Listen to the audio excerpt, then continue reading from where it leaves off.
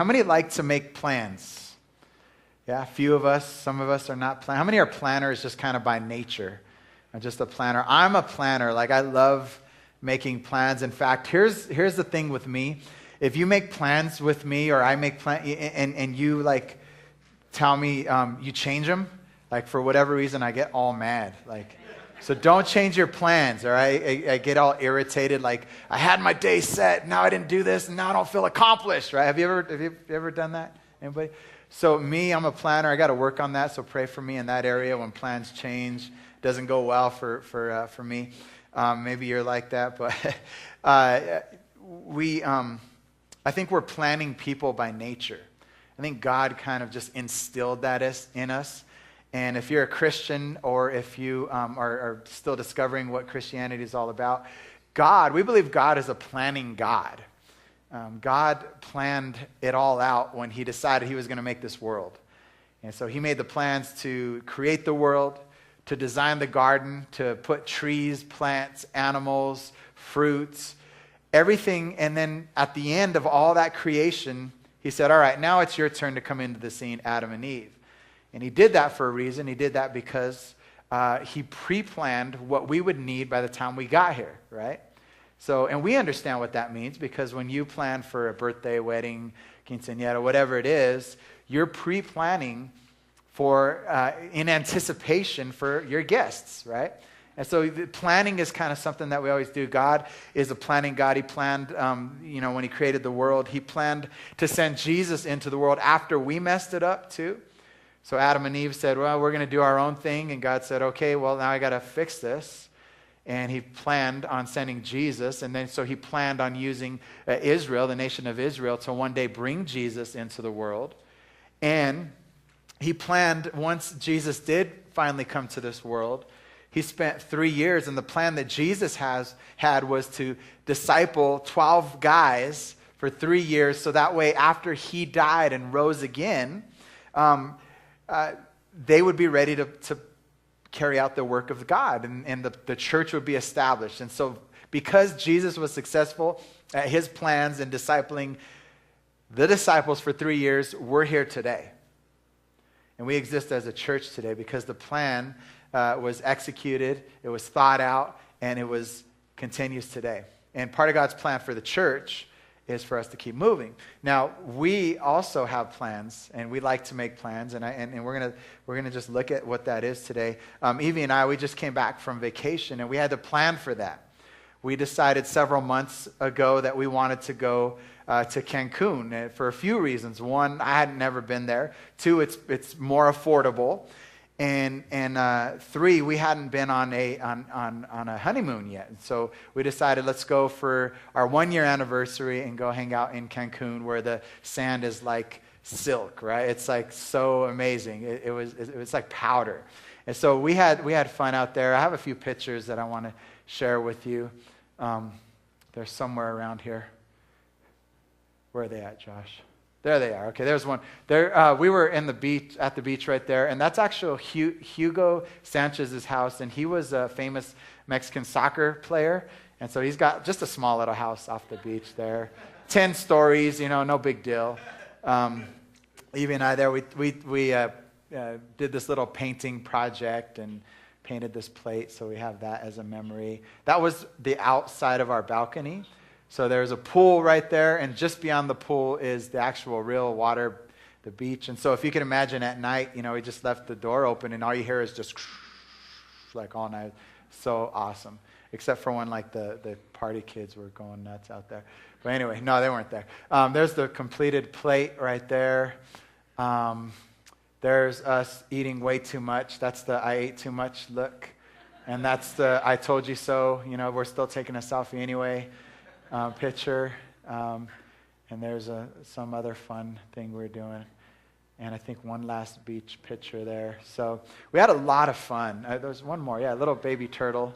Evie loves turtles, so if you ever want to give her a gift, buy her something that's a turtle-esque, and she'll love it. So there's us on a boat. We did so many fun things while we were out there, and we had to plan though we had to plan how much was it going to cost. What days do we need to take off? What do I need to organize at the church so that way when I'm gone, things keep moving? What days, what does she need to tell her job and, that whole thing. So everything requires planning if you want it to be successful. I mean, would you agree with that? That's kind of how life goes. And I was thinking about this whole series, the plan. And here's the goal for the next 4 or 5 weeks as we go through the plan. We're going to start thinking about 2016. Now, I know we're not even in Thanksgiving yet. We're not even in the Christmas season yet. But did you know there's only about 8 or 9 weeks left before 2016 gets here? That's not very many more weeks before we're going to be waking up on or still awake on New Year's morning thinking, what's going to happen in 2016 in my life?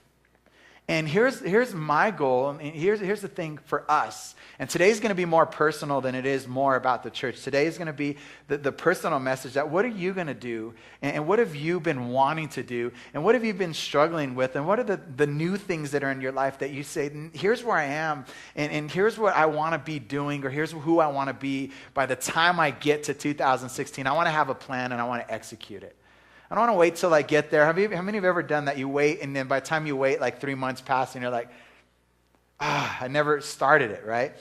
And so my goal is to get us today, for us to start thinking about what things we want. It could be getting closer to God. It could be improving our relationships. It could be going from single to not single. It could be going from an addiction to not having an addiction. It could be, I don't know what it is for you.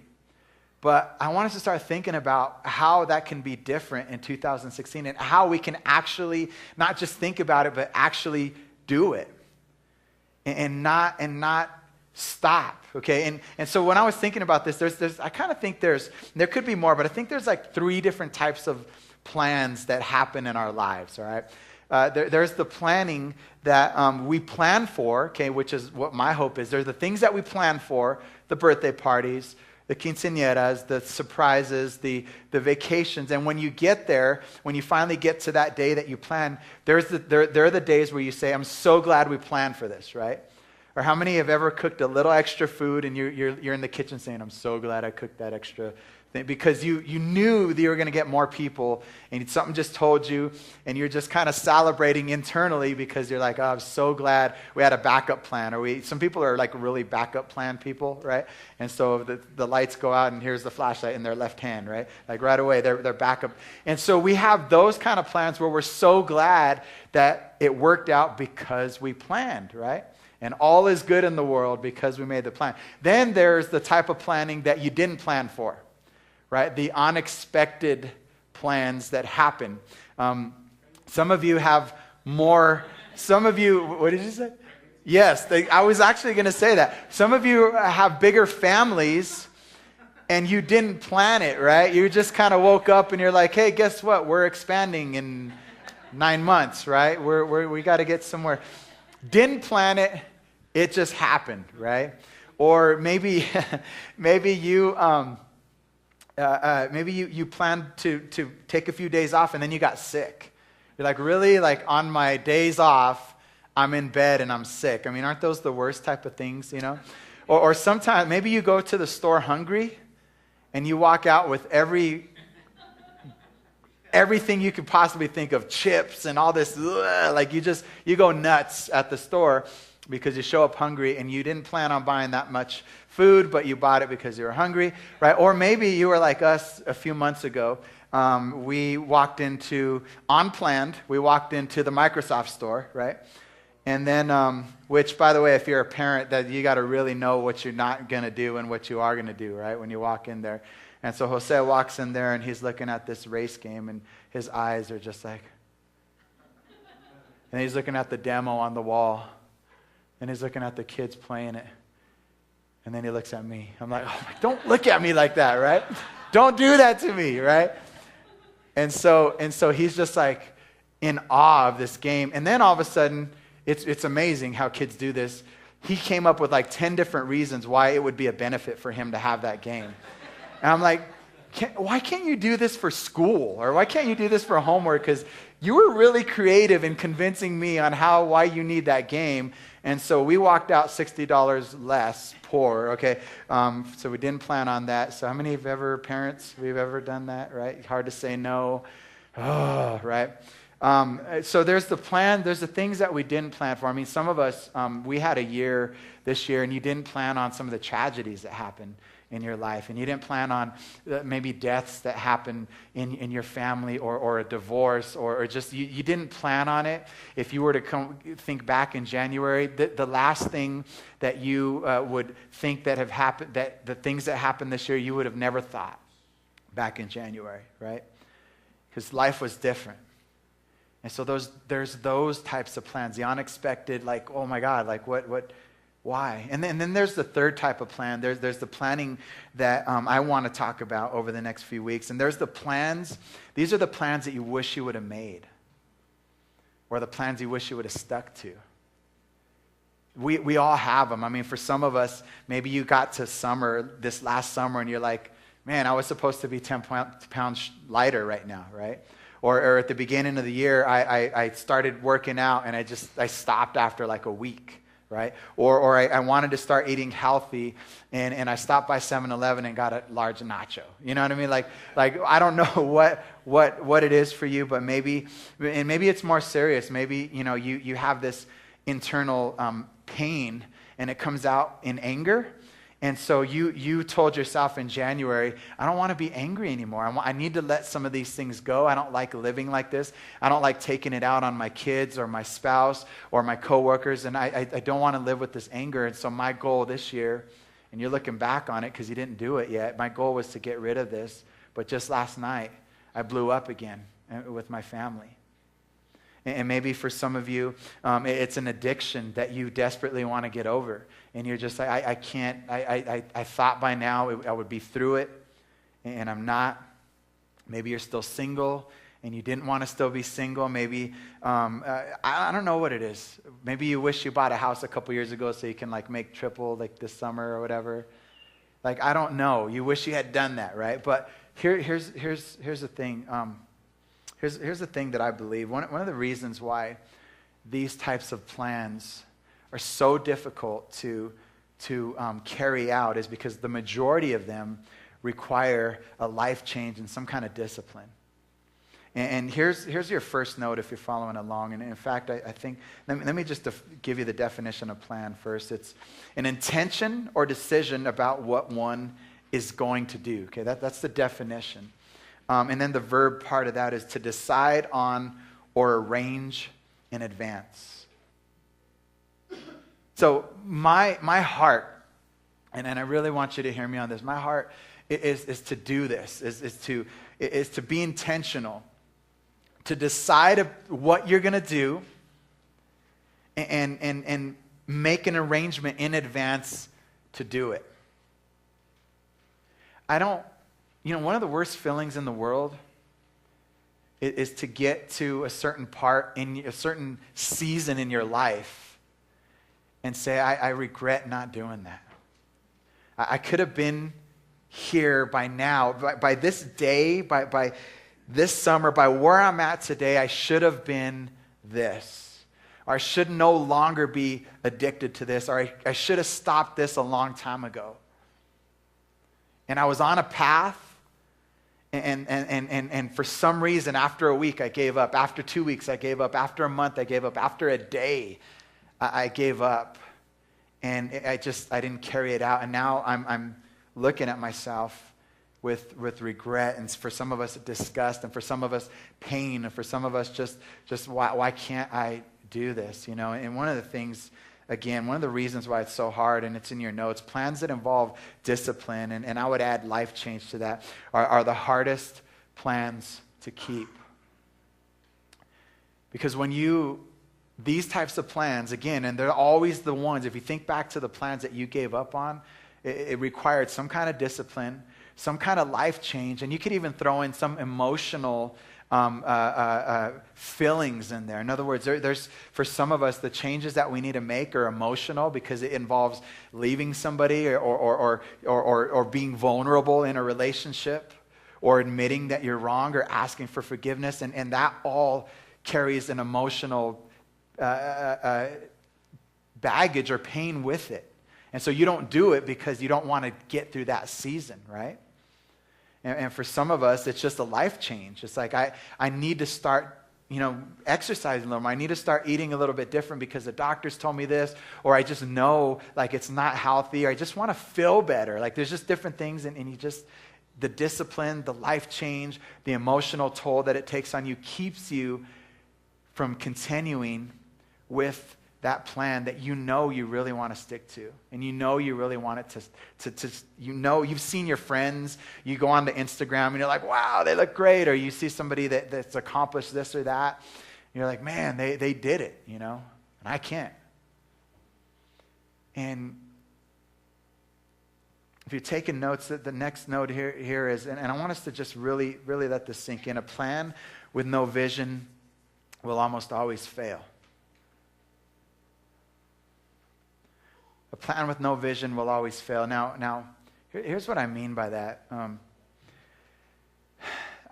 It's important that you know and that you just kind of see that you have a vision of who you want to be in the next 3 to 6 months. And my goal for us is to just start thinking about that. So on January 1st, we're going to attack whatever it is.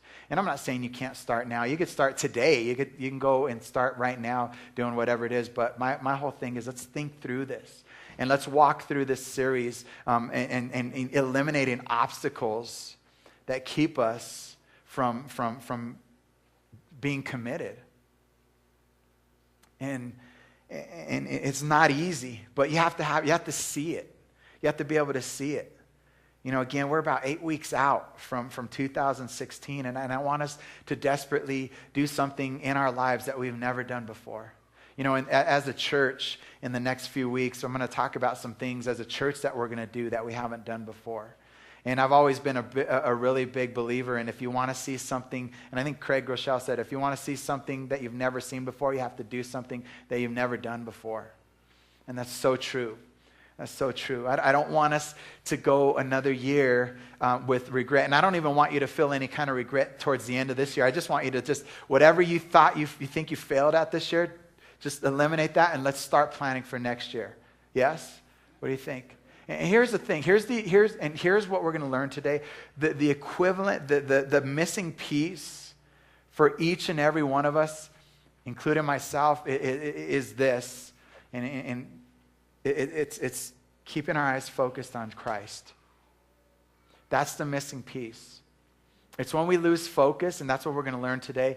And it's when we lose trust, and it's when we start to doubt. That's when we quit after a week, when we quit after a day, when we quit after a month, or we're so afraid that we just don't do it. And that's what really happens. And so I want you to ask yourself this question, and then we're going to get into this story. I want you to ask yourself this question.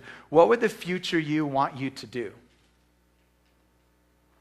If this was you, if me standing right here represented you today, okay? This is me.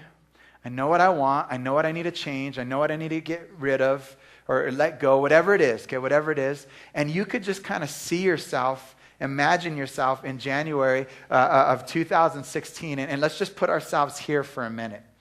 And let's just say that you were able to communicate back, all right? Some kind of back to the future type of thing, right?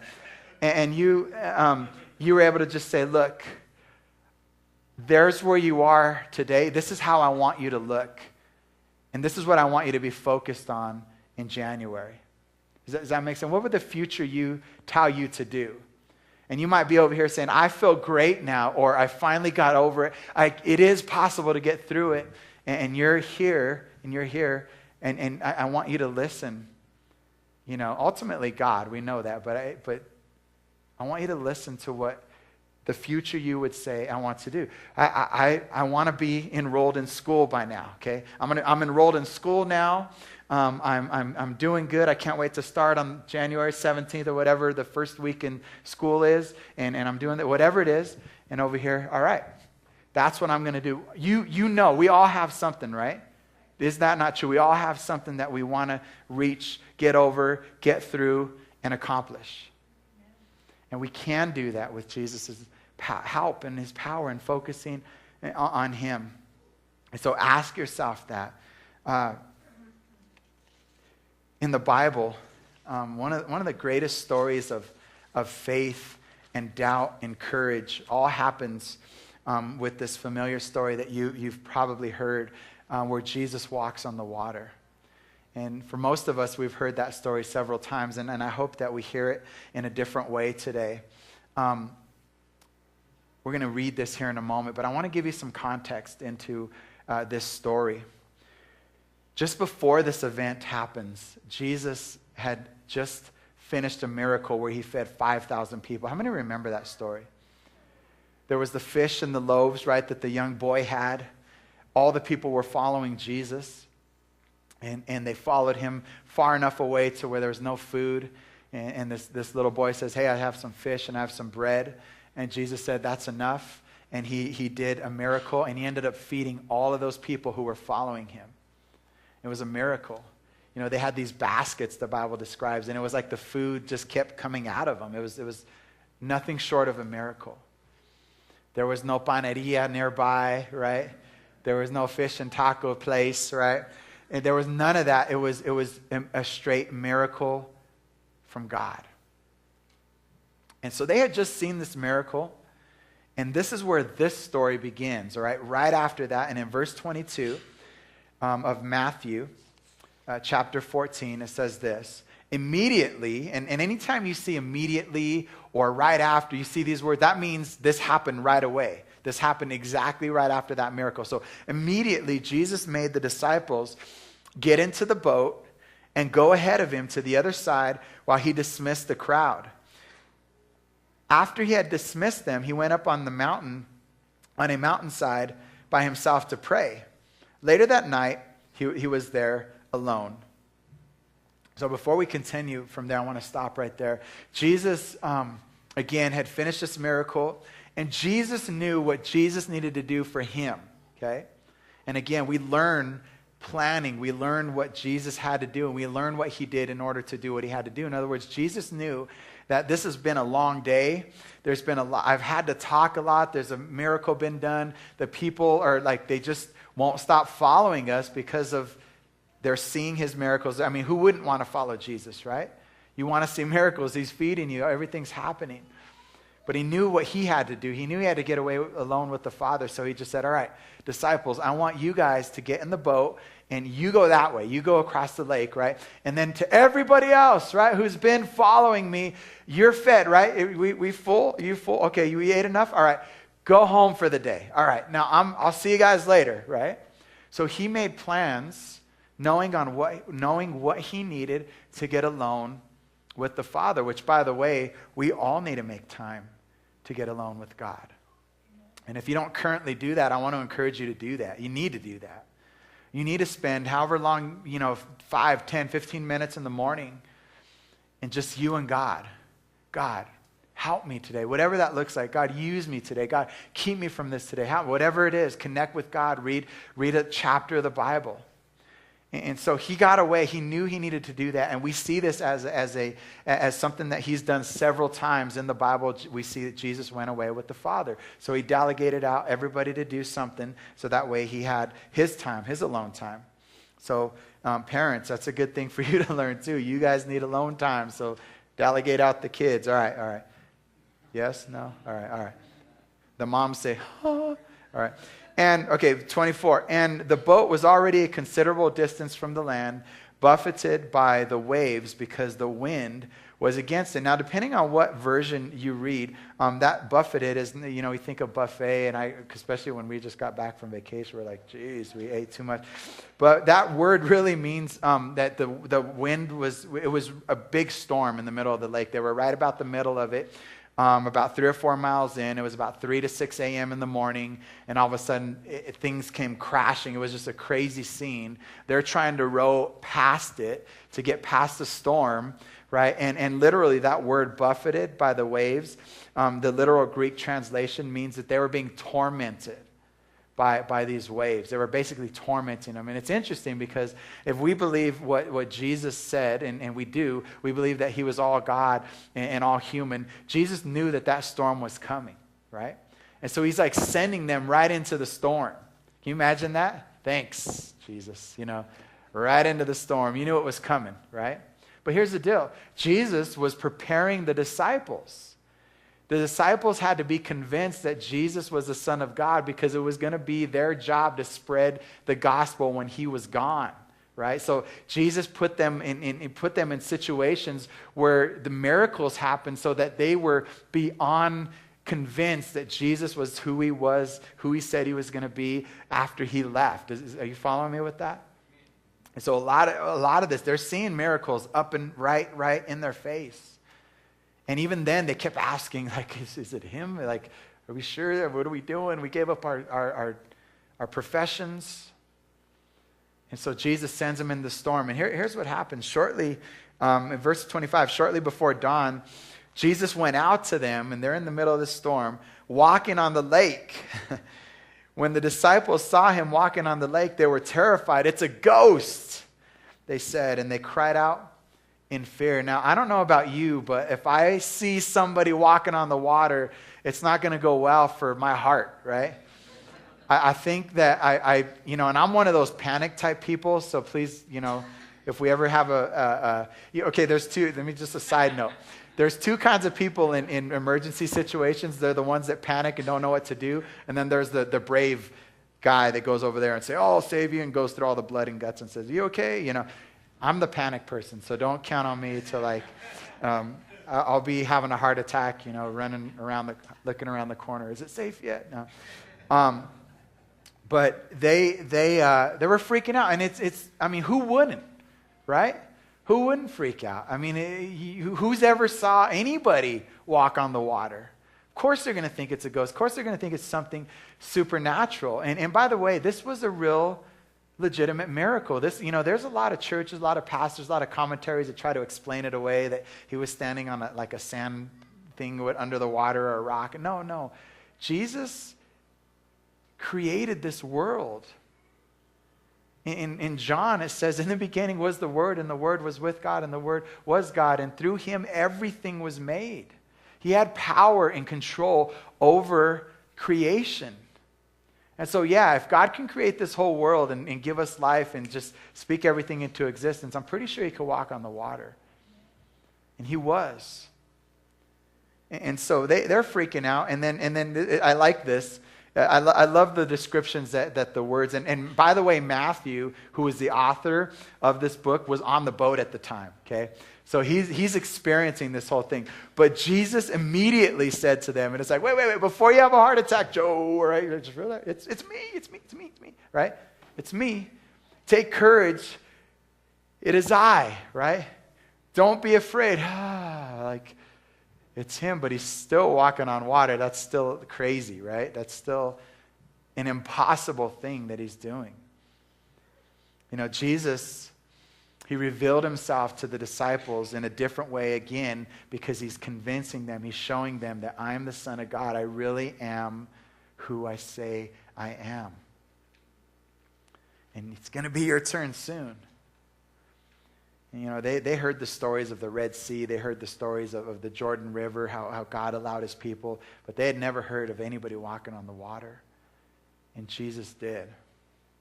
And Peter, verse 28, Lord, if it's you, Peter replied, tell me to come to you on the water. Peter, if you read about his life and you read through the Gospels, he was very impulsive. He was very much like the person who gets a little money and has to spend it, right? Anybody like that here? Maybe don't elbow and don't raise your hand, maybe. You're impulsive, or your emotions, you're very emotional, and you tend to make decisions based off of how you feel in the moment instead of just taking a few minutes. All right, that might not be the thing I should buy now, right? Maybe I shouldn't do that. Maybe I shouldn't go out with her, him, whatever, right? So Peter was just all emotion. And he was all about just impulse. So he's like, hey, if it's you, let me do it too, right away. And that's not necessarily unreasonable, because if Peter, and listen to this, if Peter and all the disciples, they just saw the miracle of 5,000, they just seen him do something that was impossible, then maybe it's not so unrealistic for him to ask to see something else, right? And we can learn from that, because how many, we doubt, right? We doubt what God can do in our lives, even though we've seen miracles before. How many have seen a miracle before? We're like, I've seen this happen. I've seen God change their lives. I've seen a healing. I've seen them get the thing that they never thought they would get. So we see God's miracles. And Peter, he said, I saw it. I think I can get one, right? But we tend to say, I see miracles before, but I don't think I can get one, right? And Peter's like, you got to give it up for Peter. Like, he's like, I think I've seen one. You just did one. Maybe you can do this for me. And so he asked him to go out.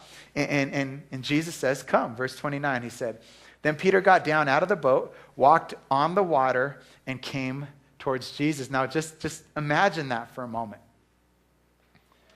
All impulse. And this is one of the few times where Jesus says yes right away. Most of the time we're like, Lord, what do you need? What do you want? And Jesus said, yes, come. He's walking on the water. He's doing something that by what we know, no human being has ever been able to do or ever has done or ever will do.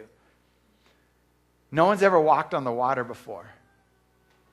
And he's doing that in this moment. We don't know if it was 30 seconds, 1 minute. We don't know how long. It wasn't very long. Because we know by the story, in verse 30 it says, but when he saw the wind, okay, he gets out, he's walking on the water, he's looking at Jesus right in the eyes. But when he saw the wind, he was afraid and beginning to sink, cried out, Lord, save me. Lord, save me. I want to show you a video clip just to give us a little bit more depth in this.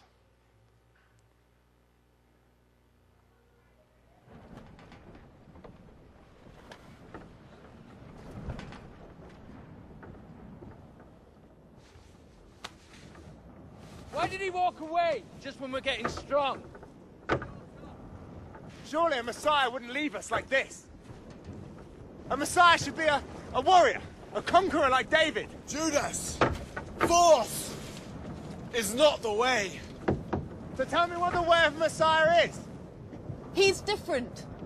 But Mary, what if he's not the one? We're risking our lives. For what?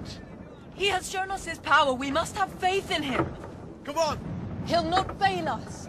He said he'd meet us on the other side. Let's go!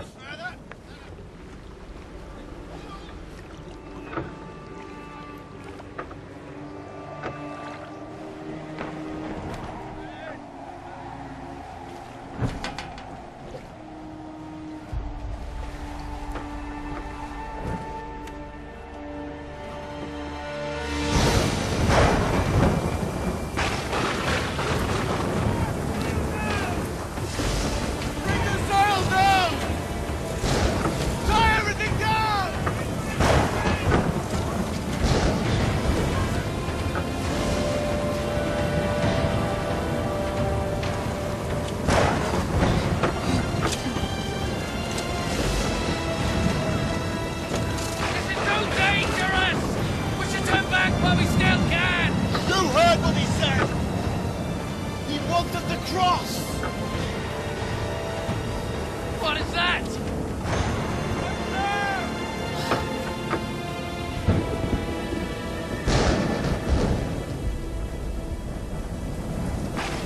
It's a ghost. No, Thomas. It's Jesus. He is the Messiah. Peter.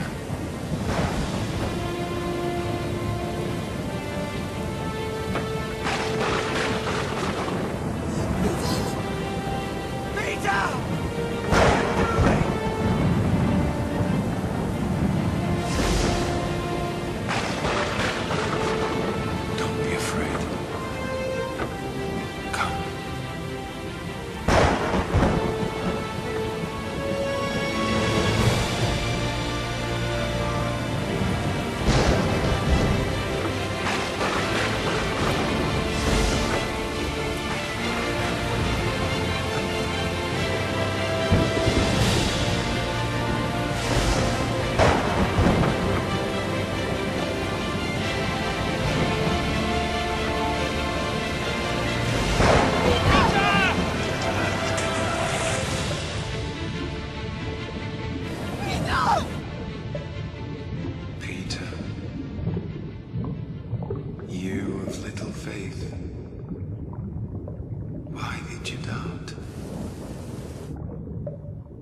You need to be strong.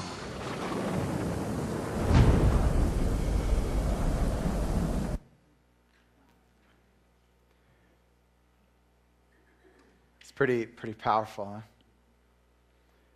In verse 31, it says, immediately Jesus reached out his hand and caught him.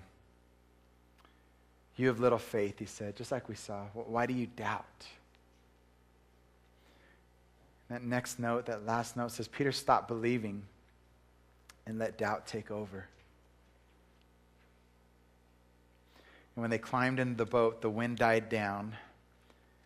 Then those who were in the boat worshiped him, saying, truly, you are the Son of God. So they're still being convinced of this. You know, Peter, he got to experience for a few seconds what it was like to surrender himself completely to Jesus and to do something that nobody had ever done before, to accomplish something that he never thought he would be able to do, to have a miracle, right? Everything around him said it was impossible. The wind, the nature said it was impossible. Physics said it was impossible. But he was called by Jesus, the one who can do things that are impossible. And I can't help but think, I think that Peter relived that moment, not only because he thought he could have died or drowned, but because he missed the opportunity to see that all the way through the end, to stay on the water and to maybe walk with Jesus back onto the boat. And maybe he lived in regret. Maybe he lived with, man, like if I would have just kept my eyes on Jesus, I would have seen the whole miracle be complete.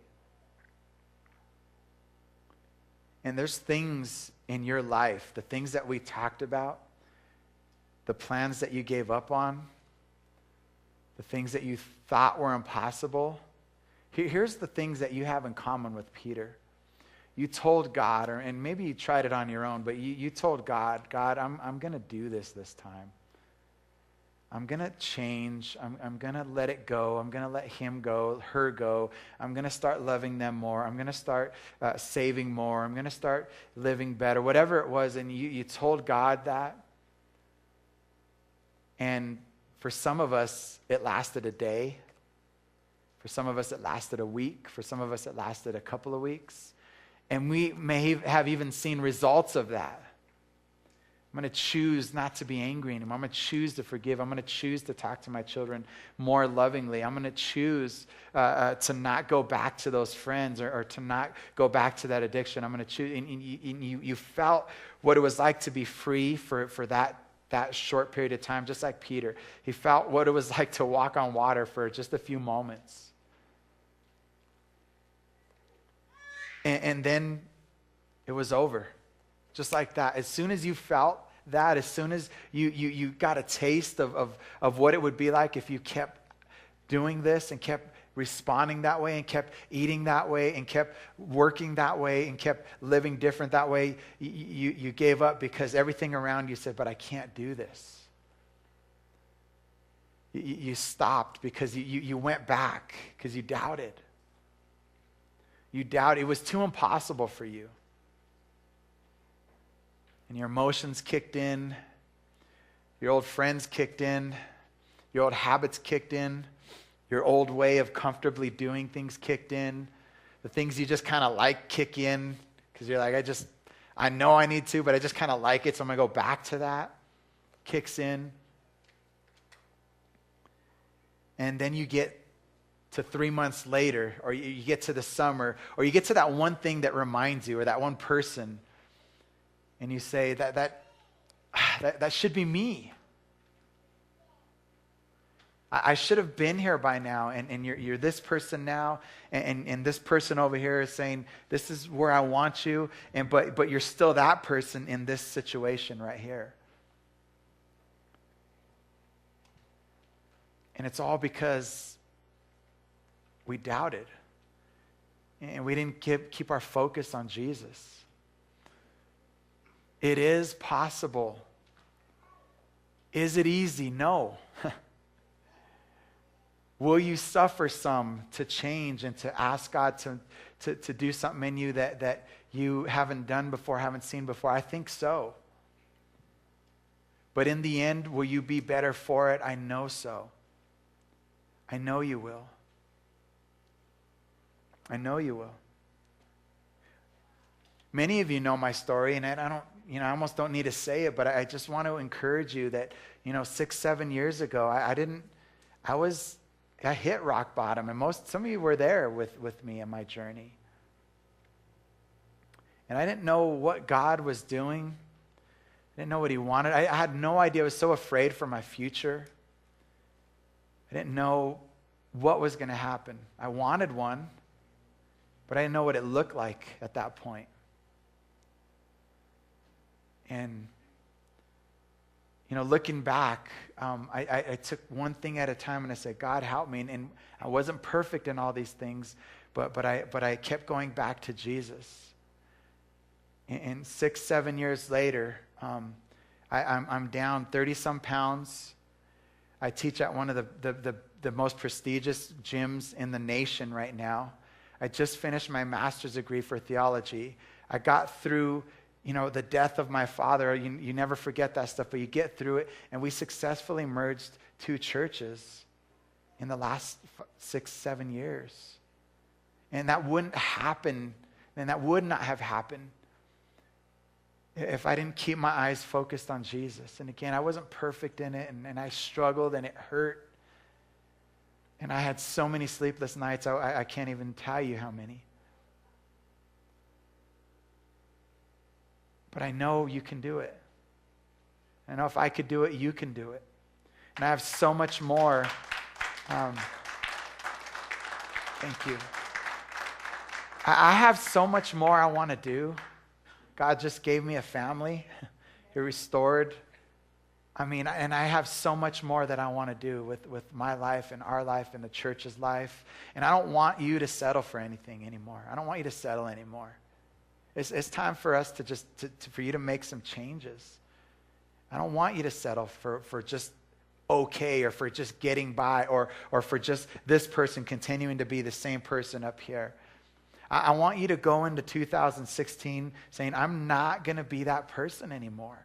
And over the next few weeks, what we're going to do is we're going to talk about how God can help us overcome every obstacle, but it starts with keeping our eyes focused on him. But we're gonna talk about it. We're gonna talk about the distractions. We're gonna talk about the doubt. We're gonna talk about the fear. And we're gonna talk about how it is that God has given us every tool possible to get through, get over, and prepare and equip ourselves for next year. Aren't you tired of that? Do you get tired of not changing? Do you get tired? I don't know about you, but I'm always been somebody who I can't just be floating for a while. I have to get better. I have to find a new way. I have to improve. I have to learn something new. And I want that so desperately for you because God wants it for you. We're also going to talk about what the church is going to do next year in the few weeks. And we're going to move forward. We're going to stop just hanging out, having church. We're going to do some things that change ourselves and change the world. Because if not, then let's just not do this anymore. If we're just going to come to church and just sit here and just be okay and comfortable, and I'm just going to sit down and go and do my life, then let's go somewhere else. Seriously, but if you want in on this, I want to do some things, and we're going to talk about that next year that are just going to shake us all up and bring some new people in here and honor God. And stop being comfortable. And stop settling for, I'm just still like this. We're not going to just still be like this next year. We're going to move forward with God's help. We're going to move forward.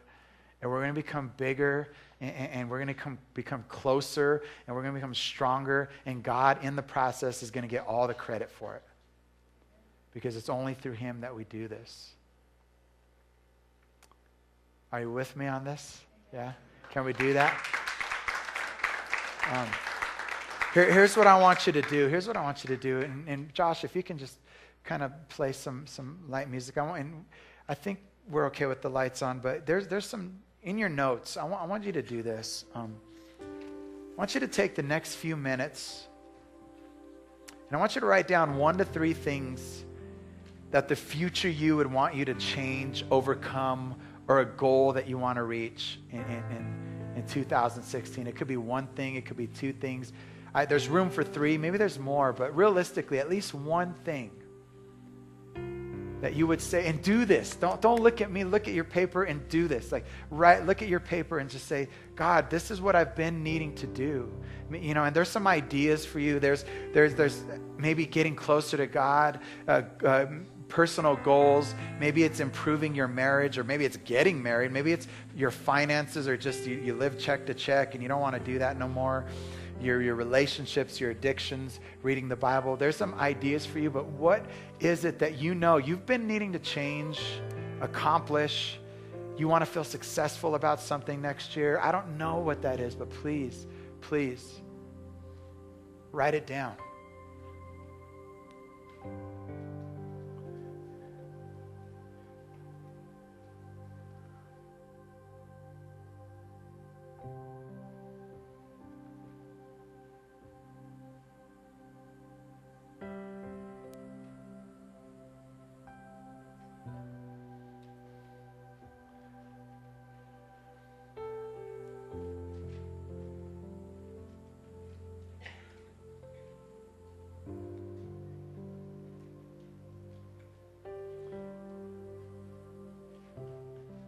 Here's, as you're writing, as you're finishing, and maybe you need to take it home and really think through some things, but here's what we're going to do as a church, as a family, to help support each other.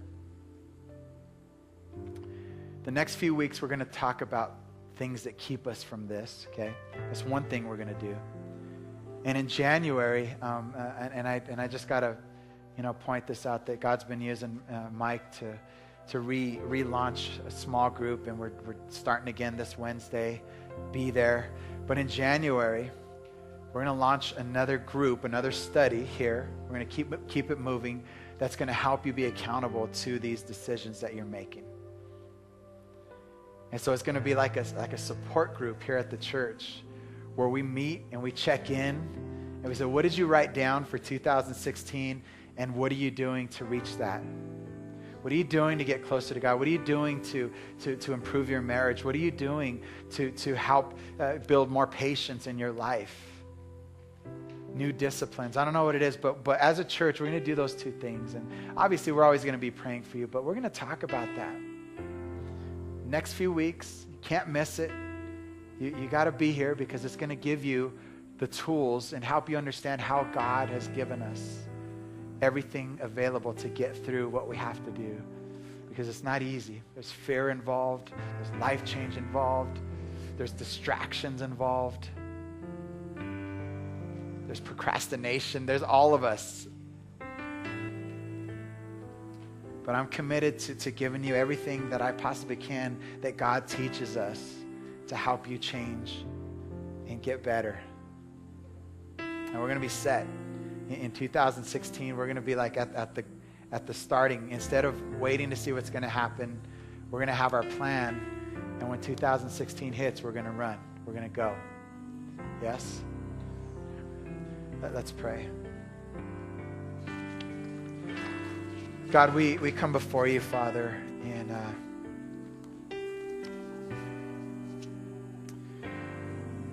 Lord, would you help us to not be satisfied? I know that might seem like an interesting prayer, Father, for some of us.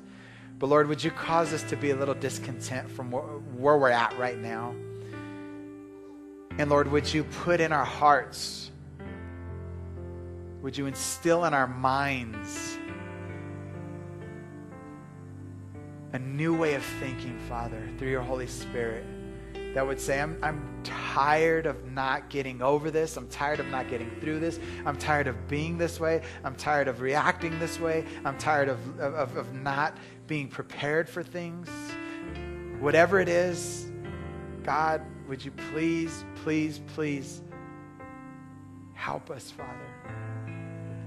And would you give each and every one of us the strength to change? Lord, we know you can do it. So ultimately, we have to choose, Father. And when we make that choice to step out into the water, something that seems impossible, something that seems that nobody's ever done before, we couldn't ever imagine doing it, Father. We would be looking right at you saying, we can do this. I can do this because I'm looking at you. And Jesus, you're extending your hand towards each and every one of us today. And you're saying, you can do it. You're saying you could overcome. You can get through it. Would you take the next just couple of minutes and we'll lower the lights here and just kind of meditate on the Lord and talk to him.